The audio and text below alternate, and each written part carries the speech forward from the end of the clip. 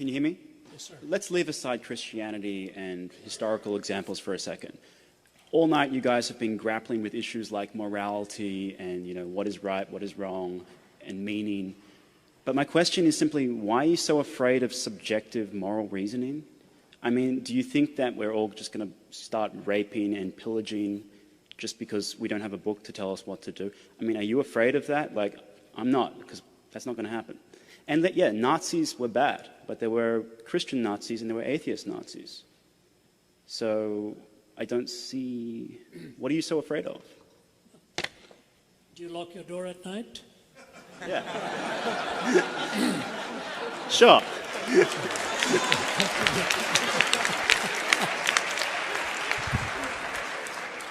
I hear what you're saying. Sounds very cavalier, though. My goodness. If we weren't afraid of all of this, we would not be in a national debt. The billions... China is secular. Sorry? China is secular. Sorry? China is secular. That's right. What does that mean? I mean, they're not raping and pillaging, and neither are we. Oh my, oh my, oh my, oh my, oh my.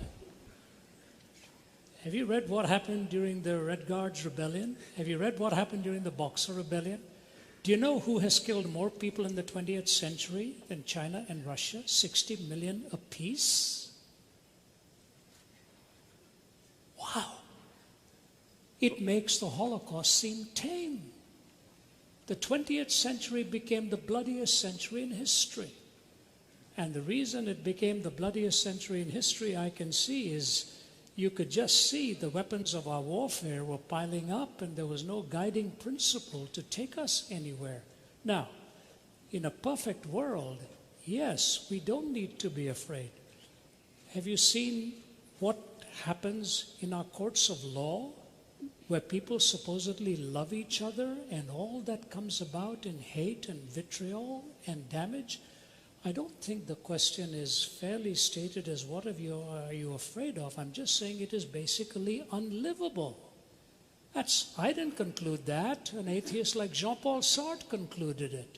We killed more people in the 20th century than the previous 19 put together. And your question is, what are we afraid of? The fact of the matter is, if morality is purely subjective, then you have absolutely nothing from stopping anybody for being a subjective moralist to choose to just zing one through your forehead and say, that's my answer. How do you stop that? Obviously, you don't believe that's the way it should be. No, neither do I. So it's not a case of what am I afraid of. It's a case of the fact that if you're willing to say to me that moral reasoning can be purely subjective, I just say to you, look out, you ain't seen nothing yet if everybody believed what you did. Do you know, funny, interesting, when I was in the Soviet Union, former Soviet Union,